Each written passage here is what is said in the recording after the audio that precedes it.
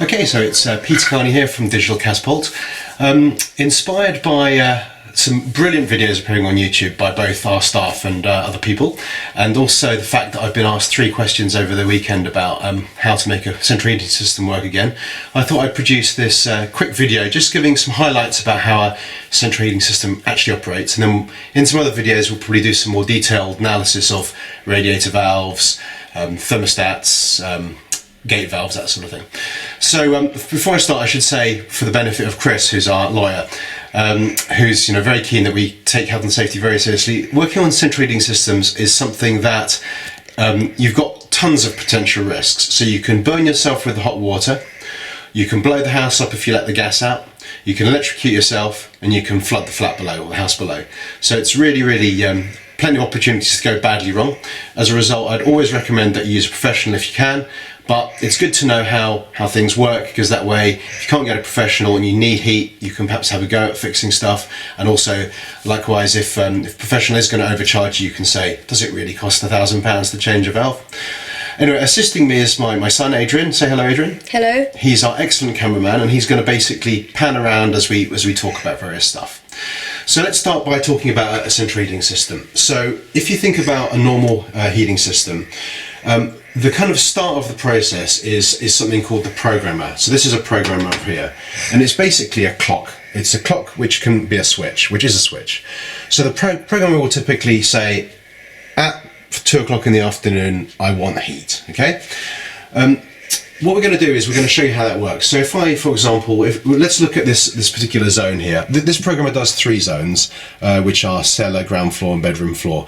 But some houses will have 1 zone, some will have 2, some will have more than that. But we'll just focus on the left-hand side, the cellar. So if I press boost here, the programmer is now going to basically say, I want heat. And if we look at this little control panel over here on my left-hand side, we can see that the programmer is calling for heat. I'm just going to turn off the ground one to avoid any confusion. Right, okay.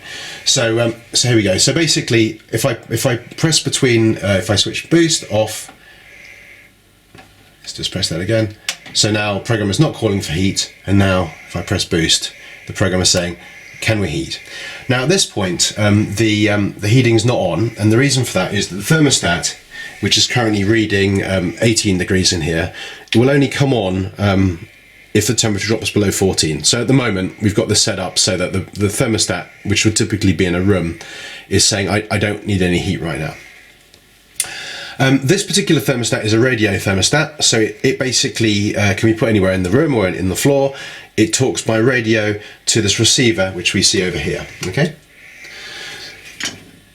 So I'm just going to turn the programmer off for a minute.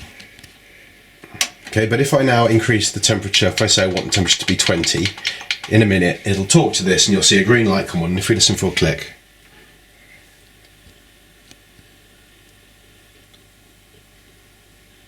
here we go. So basically the thermostat has said, I would like some heat. It's sent its radio message to the receiver here, which has basically said, okay, I'll close a relay and make a contact.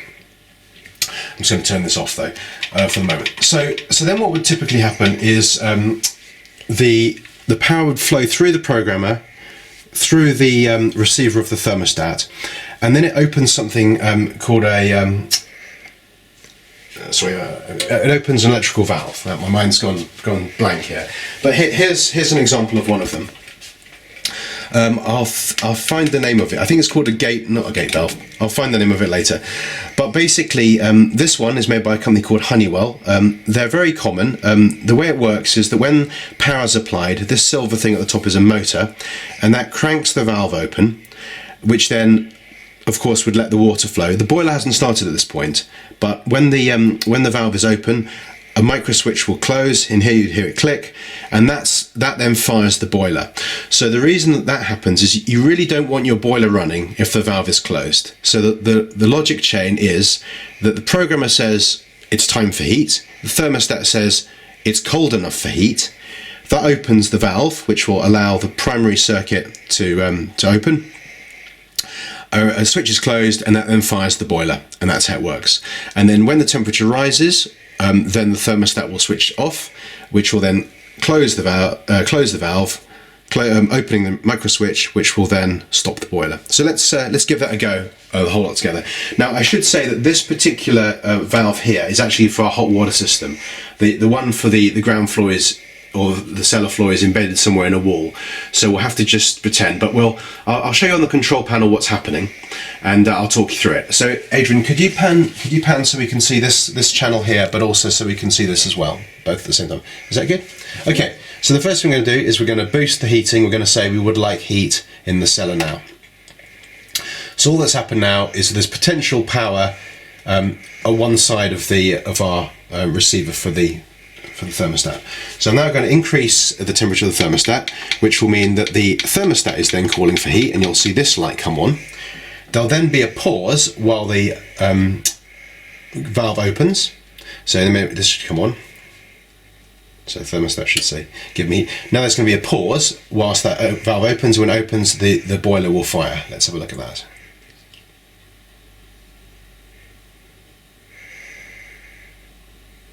There we go.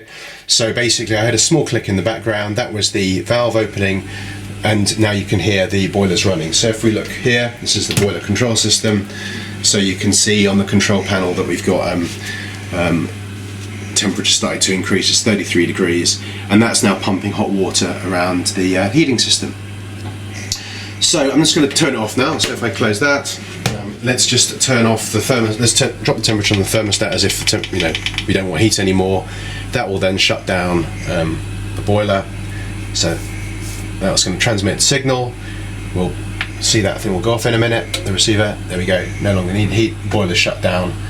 And let's just turn off the programmer as well. There we go. So it's all generally unbelievably reliable. Most of these things don't go wrong. Things to check are if your programmer has a battery in it, sometimes a battery for the clock, make sure the clock's set correctly. You can always see if the programmer is working by pressing the boost or advanced button, and if it makes a click of a relay or something, then you know it's probably working. Your thermostat, either you're going to have something like this with a remote radio module. Again, that should, when you increase or decrease the temperature, you should hear a click of that. And essentially you may have a Nest device, same sort of principle though. There'll be a receiver somewhere, and it will basically it will close the contacts. The final thing is the valve. Now again, the valves are unbelievably reliable. You should get at least sort of 10 years out of one. What can go wrong is that the motor has a little gear at the bottom, and over time the teeth of the gear wear out. So what happens is the motor spins to try and open the valve, but it never opens it, which means it never closes the contact. You can tell if that's happened by, if you turn the heating on, you should hear this motor whirring, and then you should hear a click. So what we'll do is, although this is the hot water one, we'll listen out for that. So Adrian, can you keep pointing at that? I'm just going to switch on the hot water. Wait, can I just say that this is made by Peter? Well, we built this together. We built this. Yes, we built this control system together. It was a project a couple of years ago. It's quite unique. So let's just boost the hot water, and we'll do a hot water tutorial sometime, but I'm just going to boost this now. And Adrian, could you listen for the click? See, they're close.